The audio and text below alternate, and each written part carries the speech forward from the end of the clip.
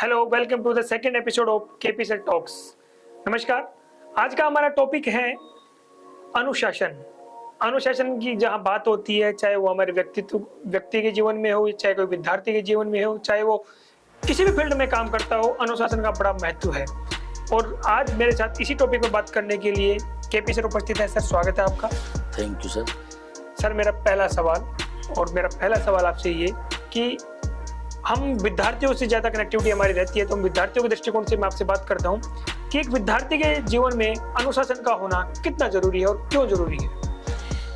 नमस्कार सभी को, आप सभी का स्वागत है इस शानदार एपिसोड में। और आज का टॉपिक बहुत ही ज़्यादा आवश्यक है हर व्यक्ति के लिए। पहली बात तो अनुशासन विद्यार्थियों के लिए ही नहीं, अगर कोई सफल बिजनेसमैन है या फिर हम बात करते हैं जैसे कोई जिला कलेक्टर है या कोई भी जैसे कोई एलडीसी है, काम करने वाला व्यक्ति या कोई प्राइवेट काम करने वाला है, सभी के लिए अनुशासन बहुत ज़रूरी होता है। अनुशासन जीवन की सफलता की कुंजी है। लेकिन जैसा कि आपने पूछा कि सबसे पहले विद्यार्थियों के बारे में जी, विद्यार्थी जीवन में तो अनुशासन ही सब कुछ है भाई। आप अगर अनुशासित रहेंगे तो ही आपके मन मुताबिक परिणाम आ पाएंगे। और अनुशासन भी दो प्रकार का होता है। एक तो पब्लिकली आप अनुशासन में रहते हैं, जैसे आप सड़क पर चल रहे हैं और वहाँ पर भीड़ है तो आप अनुशासित हैं, क्योंकि भीड़ आपको पीट सकती है, कोई गलत हरकत कर देंगे तो। इसके साथ साथ आप क्लासरूम में बैठे हैं, टीचर वहाँ पढ़ा रहा है तो टीचर सामने है तो अनुशासन में रहना पड़ता है। इसके अलावा एक बहुत अच्छी चीज़ होती है कि आप अकेले में रहें और फिर भी आप अनुशासित रहें, इसे कहते हैं सेल्फ डिसिप्लिन व्यक्ति, स्व अनुशासन। तो एक विद्यार्थी को स्व अनुशासित भी होना चाहिए, खुद से डिसिप्लिन भी होना चाहिए, किसी को कहने की आवश्यकता ना पड़े। और विद्यार्थी जीवन में उसके गोल टाइम पर पूरे हों, उसने जो एम किया है, उसका जो लक्ष्य है कि भाई उसे कहाँ पहुँचना है, कौन सी नौकरी चाहिए, वो टाइमली कंप्लीट हो उसका एक्शन। इसके लिए बहुत ज़रूरी है कि वो अनुशासित रहकर कार्य करे और इधर उधर अपना समय बर्बाद ना करे। विद्यार्थी जीवन में इसका बहुत महत्व है। बिल्कुल सर। एक जब विद्यार्थी होता है तो वो ये सोचता है कि उसकी दिनचर्या का शेड्यूल वो नहीं बना पाता है। दिनचर्या एक विद्यार्थी की किस प्रकार की होनी चाहिए जिससे उसको, सबका वैसे तो अपना अपना तरीका होता है, लेकिन फिर भी एक विद्यार्थी के जीवन में उसकी दिनचर्या का बड़ा रोल होता है। एक अनुशासित दिनचर्या जीने के लिए विद्यार्थी को अपने दैनिक जीवन का चार्ट किस प्रकार बनाना चाहिए। देखो, इसका जवाब तो भाई हर जगह कई लोग कहते हैं सुबह 4 बजे उठो, सुबह पढ़ना अच्छा होता है। कई लोग कहते हैं रात को लेट तक पढ़ो। लेकिन मेरा ये मानना है कि पढ़ाई का अपना अपना एक स्वभाव होता है। कई स्टूडेंट्स को सुबह जल्दी पढ़ना अच्छा लगता है, कईयों को रात को देर तक पढ़ना अच्छा लगता है, कईयों को दोपहर में पढ़ना अच्छा लगता है। तो मैं ये कहूँगा कि आप एक पर्टिकुलर टाइम बनाइए कि जो आप एम कर रहे हैं। जैसे आप एसएससी एम कर रहे हैं तो आपको 8 घंटे रोजाना सेल्फ स्टडी करनी है, या आप यूपीएससी कर रहे हैं तो आपको 12 घंटे सेल्फ स्टडी करनी है। अब उसका टाइम टेबल ऐसा मत बनाइए कि भाई 7 से 8 में इंग्लिश पढ़ूंगा, 8 से 9 में मैथ्स पढ़ूंगा। कहीं ऐसा तो नहीं कि आपकी मैथ्स कमजोर है और आपको पता है कि वो मुझे 8 से 9 पढ़नी है, तो 8 से 9 हम खुद को बहाने देने लग जाते हैं कि भाई अब मैं सो जाता हूँ और फिर मैं कह दूंगा कि 8 से 9 तो भाई मैं सो गया था तो मैथ्स में नहीं पढ़ पाया। तो ऐसा आप ना करें, अलग अलग सब्जेक्ट का टाइम ना बनाएं, और फॉलो भी नहीं हो सकता। जितने भी लोग इस वीडियो को देख रहे हैं, जितने स्टूडेंट देख रहे हैं, आप ईमानदारी से बताइए कि कौन कौन फॉलो करता है, नीचे कमेंट में लिखकर बताइए। टाइम टेबल बनाकर 2 या 4 दिन फॉलो करेंगे फिर नहीं हो पाएगा। तो इसका सबसे अच्छा उपाय है कि आप ये तय कीजिए कि आपको 8 घंटे पढ़ना है, उसमें 2 घंटे मैथ पढ़ना है। कब पढ़ना है ये भूल जाइए, जब भी आपको समय मिले पढ़िए, लेकिन सोने से पहले अपने 8 घंटे पूरे करिए। अपने जैसे बड़ा कोई आपको गोल, बड़ा लक्ष्य प्राप्त करना है तो उसको छोटे छोटे गोल्स में बांटिए कि मुझे 1 साल का लक्ष्य चाहिए तो मैं 3 महीने में यहाँ तक पहुंच जाऊंगा, 6 महीने में यहाँ तक, और 1 दिन में आज मैं ये कार्य करूंगा। तो उसको आज के गोल में बांटिए और आज के 8 घंटे आप पूरे कीजिए। बिल्कुल, बस ये चीज आपको ध्यान रखना। सर, एक विद्यार्थी को अनुशासन में रहने के लिए, या फिर कहें कि एक विद्यार्थी अनुशासन में कैसे रह सकता है, किन किन तरीकों से रह सकता है। अनुशासित रहने के लिए सबसे जो जबरदस्त उपाय है और सबसे जबरदस्त जो डोज है वो काम करता है मोटिवेशन। अब मोटिवेशन जो है वो एक तो बाहर जो मोटिवेशन देते हैं जो लोग कि भाई आप यू कैन डू इट, आप ये कर सकते हैं, IAR फर्स्ट ला सकते हैं, तो वो मोटिवेशन 2-3 दिन, 4 दिन, 5 दिन काम करता है। वो मतलब वहम है एक तरह से। लेकिन जो सेल्फ मोटिवेशन होता है, एक ऐसी वजह है जिसकी वजह से आप उसे पाना चाहते हैं, वो वजह आपके जहन में हमेशा होनी चाहिए।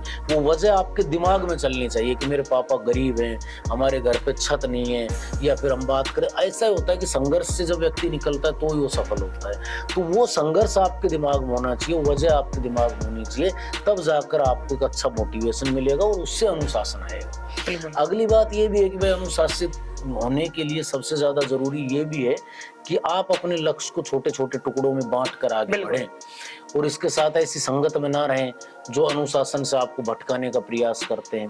जैसे आपको पता चल जाता है कि आपका अच्छा दोस्त कौन है और बुरा दोस्त कौन है, इसकी एक छोटी सी मैं आपको एग्जांपल देता हूँ। जैसे आप पढ़ाई कर रहे हैं तो आपका दोस्त आपके साथ पढ़ रहा है, आपकी कमियों को बता रहा है कि भाई तुझे ये चीज समझ नहीं आ रही तो मैं समझाऊंगा, वो आपकी कमियां बताता है, आपने सुधार की उपेक्षा रखता है, तो वो आपका दोस्त सच्चा दोस्त है।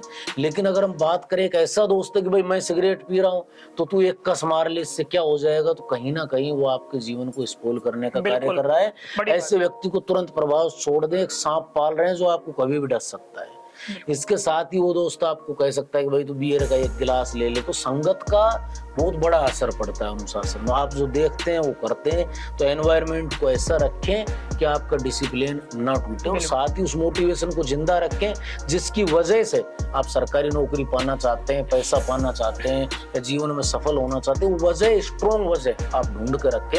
वो वजह अलग अलग हो सकती है, किसी की बहन, किसी की माँ, किसी का पिता, या उसकी गरीबी, या उसका सम्मान, आत्म सम्मान के लिए भी आदमी पढ़ता है। तो वो वजह अलग अलग हो सकती है, वो हर आदमी की अलग होती है, सब सेम नहीं होते। जो बाहर मोटिवेशन खेलते रहते हैं, ये मुझे नहीं लगता ज्यादा सही है। कहीं तक हो सकता है सही हो, लेकिन इतना काम नहीं करता है। बिल्कुल। मेरा लास्ट सवाल आपसे, एक स्व अनुशासन और होता है, स्व अनुशासन की क्या परिभाषा है और स्व अनुशासन को एक विद्यार्थी अपने जीवन में कैसे अपना सकता है? बिल्कुल, हमने शुरुआत में बात की कि भाई जो डिसिप्लिन है वो किसी की वजह से डिसिप्लिन होना ये इतना जरूरी नहीं है जितना सेल्फ डिसिप्लिन। जैसे आप रूम पे रह रहे हैं तो आपने एक शेड्यूल बनाया कि भाई मैं अकेला रहता हूँ लेकिन मुझे 10 घंटे पढ़ाई करनी है। अब आपके जीवन में बहुत से ऑब्स्टेकल आ सकते हैं कि भाई आप मोबाइल रखते हैं, रील देखने लग गए, आपका टाइम वेस्ट हो गया। तो आपको क्या करना है, प्रायोरिटी सेट करनी है कि भाई सबसे पहली प्रायोरिटी है कि मेरे को मेरे 8 घंटे पढ़ाई के पूरे करने हैं, उसके अलावा मुझे कुछ नहीं करना। जैसे कोई हॉस्पिटल में एडमिट भी हो गया घर से आके, तो एक बार उससे मिल के आए, 10 मिनट में वहां से वापस आ गए, डॉक्टर अपना काम करेगा और आप अपनी प्रायोरिटी में रखिए कि मुझे अपने 8 घंटे पूरे करने। ऐसा नहीं कि आपको बहाना मिला और उस बहाने को आपने और बढ़ा चढ़ा के खुद के सामने पेश किया कि भाई अब तो पढ़ाई नहीं हो सकती, अपने परिजन है वो हॉस्पिटल में बीमार है, उनके लिए रोटी बनानी पड़ेगी, रहना पड़ेगा, और पूरी रात आपने बर्बाद कर दी। थोड़ा समय दीजिए, कई बार ऐसी समस्याएं आ जाती हैं। मोबाइल चलाने का थोड़ा ध्यान रखिए। इसके साथ साथ सबसे जरूरी है कि आप अपना प्रायोरिटी सेट करें कि मुझे सरकारी नौकरी लगना है, तो पहला कार्य मुझे ये करना है कि अपने इस 8 घंटे के शेड्यूल को कंप्लीट करना है। उसके बाद सेकंड मुझे कार्य कोई भी करना है जो मुझे करना होगा। तो इससे आप सब अनुशासित रह सकते हैं, सेल्फ डिसिप्लिन रह सकते हैं। और ये बात सत्य है कि एक अनुशासित व्यक्ति इस दुनिया में कुछ भी कर सकता है, वो कुछ भी हासिल कर सकता है, क्योंकि अनुशासन ही सफलता की कुंजी है। Thank you so much sir for अनुशासन के ऊपर आपने जो विद्यार्थियों को टिप्स बताए। मुझे उम्मीद है कि ये टिप्स आपके जीवन में बहुत कारगर साबित होंगे।